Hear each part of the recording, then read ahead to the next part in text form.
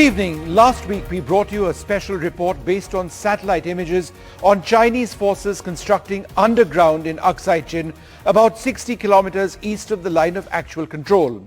The images are startling because they point to extensive Chinese tunnel construction and the possible creation of a full-fledged underground military complex at a time when India has stepped up our defenses extensively in Ladakh. What we now bring you in part 2 of our look at the construction of the Chinese underground complex are before and after images of how the area in question has been transformed since the tensions between India and China in Ladakh began from 2000 onwards. Now there are two sets of images, the first of the 6th of December 2021 when there is minimal construction, and images of August 18 this year, less than a month back. Firstly, this is the area that we are talking about. On the right, the area located on a map of India, and on the left, a zoom in, its specific location east of the line of actual control, about 60 kilometers. The construction is on both sides of this river valley. Now this image is from the 6th of December 2021. It shows minimal construction in the area. As you can see, it doesn't show very much. But let's now zoom in and focus on this area, which is, as you can see, an ordinary hillside. Now that area by the 18th of August last month had been transformed, constructed into a reinforced bunker. The bunker itself is carved into the hill. What you see are essentially the entry and exit routes. Now there is extensive overground construction as well. Now this is a 2021 image. There's a little bit of construction that you see in a part of this river valley. But now in several areas of this river valley there is fresh construction, and also, as you can see on the left hand side of that image, tunnel construction at two sides. We'll bring you more details of that. But here's an image from 2021 of another part of this valley. It shows berms, which are defensive military positions. Perhaps the Chinese were trying to keep their forces over there at a time when there were tensions with India. Nothing much in that image, but let's compare and contrast. Here's an image from 2023, same area. As you can see, it shows a lot more over here. It appears to have become a mini garrison. Let's now zoom into a specific hill face. And the next image actually shows you that this hill face has nothing in 2021. But now there are two tunnels that you can clearly see being excavated in that very site. We don't know how deep or long these are. But let's give you another example. Here is another hill face from 2021. There's nothing over there at all. But in August 2023, last month, there is massive Chinese construction activity. And what we've done now is to highlight 4 tunnels being carved into this area. In all, there are upwards of, we believe, 11 tunnels being constructed in this entire area. Now, part of the extensive Indian build-up to counter the massive Chinese infra push is to build up our own network of roads and infrastructure in Ladakh, and it is formidable. What we can now bring you are images of Nyoma in Ladakh, just a few kilometers from the line of actual control. What you see here will become the world's highest fighter jet airfield once constructed. The shilanyas of the project is being done by Defence Minister Rajnath Singh today. In terms of infrastructure, India has completed 295 projects worth 11,000 crore rupees in just the last 2 or 3 years. But this is a significant effort at enhancing the Indian Air Force's presence right on these frontier areas along the line of actual control. Well, joining us now, two wonderful guests. We've got Lieutenant General Subrata Saha, former member of the National Security Advisory Board and former Deputy Chief of the Indian Army, and Brahma Chelani, Professor of Strategic Studies and a very keen China watcher. General Saha, why is China constructing underground about 50-60 kilometers east of the line of actual control based on those images that you've seen? Well, thank you, Vishnu, for inviting me to your show. See, the answer is very obvious.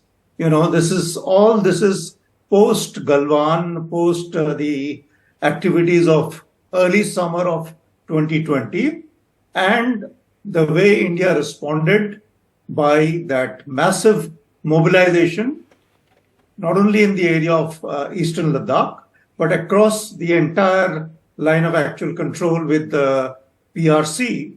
So this is, their reaction to it. And frankly, they have had an advantage because they have been developing this infrastructure for a while. All across the Tibetan plateau, all across, we have been seeing for quite some time now development of airfields. We have been seeing development of, missile stations. We have been seeing development of heliports. We have been seeing development of ammunition, not to talk of the road and railway infrastructure, which has been developed all along. And the story doesn't end over here. Look at the way they are, developing dams in those massive dams, the famous Three Gorges Dam and all, in such a massive manner. So this has been on for a while, but as you are very clearly pointing out, there is a sense of urgency which is now evident on the PRs, on the Chinese side. And why this sense of urgency, as I see it? Because China is finding itself deeply troubled. It is in a state of great internal turmoil, whether you want to see it from a political point of view, whether you want to see it from an economic point of view or a social point of view. One way or the other, it is in deep turmoil within. And from an external point of view, if you notice, the Chinese external relations are actually going downhill every day. I mean, just the last weekend, as going by media reports, the UK Prime Minister Rishi Sunak appears to have told the Chinese Prime Minister, accusing him of a spy scandal. The Italian Prime Minister has told him that we are going to pull out of the BRI. So China is in deep trouble, and we know it. It is not today. It is from the times of the Roman Empire that when there is internal crisis, the way to dissuade is to go external. This is on the one hand. On the other hand, we are seeing the kind of belligerence and aggressiveness which is going on the Taiwan side, and really China does not know which way India is going to go, given India's growing proximity with the US, with Japan, with Australia, and several other countries in the region, in the Indo-Pacific region. Sure. Obviously, China is worried, so it is generating options by creating such infrastructure. Brahmachalani, does this also indicate a new reality which we'll have to accept? Now, we've had 19 odd rounds of military talks, and we keep talking about de-escalation and then disengagement. Now, we can de-escalate along the line of actual control, get the Chinese to move out of areas where they've come in, but disengagement is something completely different. And the reason I'm asking you this question is if they're building military complexes into the ground in Aksai Chin, which is Indian territory, the question of disengagement in their minds doesn't exist. In the past, they would come into these areas, have a military presence, but it wouldn't be anywhere close to something like this. So therefore, they are in it for the long run. They aren't moving away or disengaging ever in the way that we want them to. You're absolutely right. By digging in for the long haul and creating a hot border, China is doubling down on a more aggressive strategy against India. There seems little prospect of a return to status quo ante along the Himalayan frontier, even if a deal of some sorts was reached in the future to ease military tensions. But there is a key question that we should be asking ourselves. What are the strategic and military objectives that are driving China's frenzied construction activity along the India frontier? The construction of new military structures, permanent structures, appears designed to consolidate China's existing territorial control, aggressively assert its claims to other Indian territories, and deter any Indian operation to regain lost territory. But the hectic construction activity also appears aimed at a broader strategic mission to stop India from opening another front against China when Xi Jinping decides to move against Taiwan. Just as China invaded India in 1962 during the US-Soviet-Cuban Missile Crisis, a Taiwan attack could offer India a historic opportunity to settle the Himalayan border. China may be seeking to constrict such an Indian option by creating new warfare infrastructure on its side of the India frontier. So what we are seeing is a massive buildup of Chinese military infrastructure and capabilities across the entire frontier with India. It's not just Aksai Chin. This activity is happening on the Uttarakhand-Tibet border, Sikkim-Tibet border, Arunachal-Tibet border.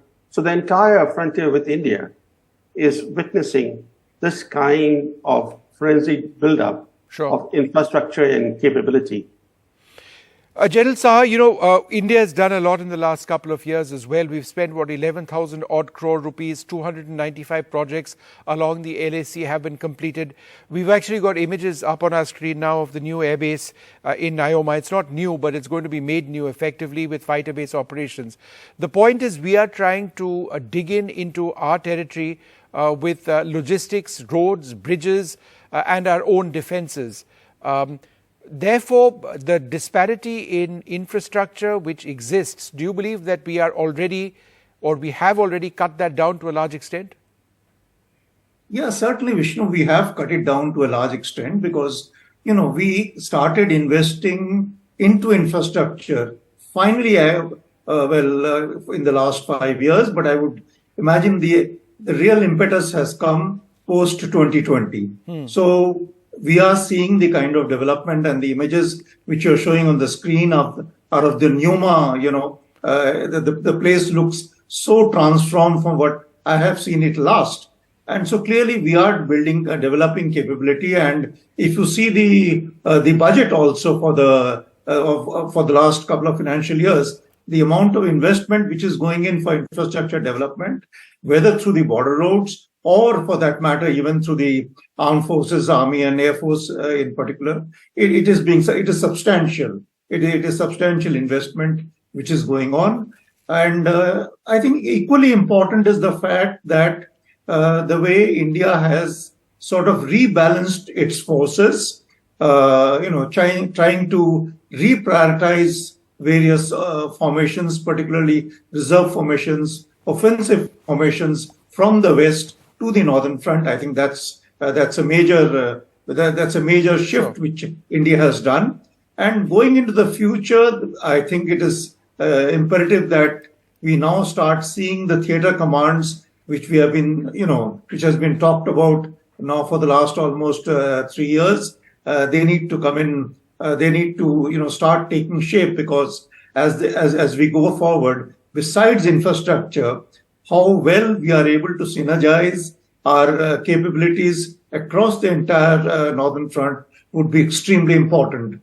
And so as we go into the future, I guess we'll be seeing a lot more. And when it comes to infrastructure on the Indian side, obviously we have greater challenges given the, on the one hand, of course, we get the advantage of the Himalayas. And at the same time, when it comes to constructing infrastructure, sustaining that, obviously it's a greater challenge for India. Because of terrain, right? Because of terrain. We have a terrain disadvantage in Ladakh. Most areas. No, it is an advantage from the war, once the war starts. But when you are building infrastructure, obviously it's much more challenging when you have to, negotiate the Himalayas. The Himalayas, as we know, are still in the first, so they aren't as stable as perhaps what the older mountains are. So when you see border roads has to construct roads, it's quite a challenge because of the landslides, which are so frequent. So even maintaining this infrastructure, no, it's nightmarish. Let's face it. Brahmacharani, let me ask you a direct question, and then I'll go back to General Saha. Do you believe that given the Chinese intention to build up the massive military build-up of their air bases, etc., and no real willingness to disengage, let alone de-escalate completely, that some sort of a military clash is inevitable in the next 5 to 10 years? I think the risks of bloody clashes or even a limited war can no longer be discounted, given the fact that Xi Jinping is facing increasing problems at home. We should not forget that in 1962, the Chinese invasion happened after Mao's disastrous Great Leap Forward. That Great Leap Forward created a man-made famine that killed millions of Chinese. It was in those circumstances that Mao invaded India. Today, we are again seeing a China that is facing very strong headwinds. It is facing a international pushback against its new imperial ambitions. Its economy is stalled. Xi Jinping's political problems at home are growing. His appetite for risk may also be growing. So India has to be on guard. Sure. The fact is that India is playing defense. Defense is always easier than offense. We don't have to match Chinese capabilities. We were taken unawares by China's land grabs of April 2020. We have to ensure that we're not surprised again. That is the most important aspect. No, absolutely. And General Sahab, one final point to you. You know, when a war actually breaks out, it's not possible to right-size it. In a sense, in 2020, what we did was right-size a conflict. We never fired, they never fired. It got into fisticuffs. We even saw that in Tawang much after the Ladakh standoff. But chances are it will never end at that.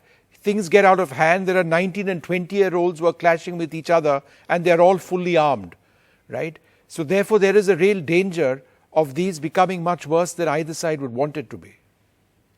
Yeah, sure. I mean, Vishnu, there's no doubt. I agree with you entirely. You know, with reference to the question that you asked of Mr. Brahmachelani a little while ago. Yes. I just want to add, a couple of points. Now, if you see what is happening within China, their foreign minister went missing about a month plus back.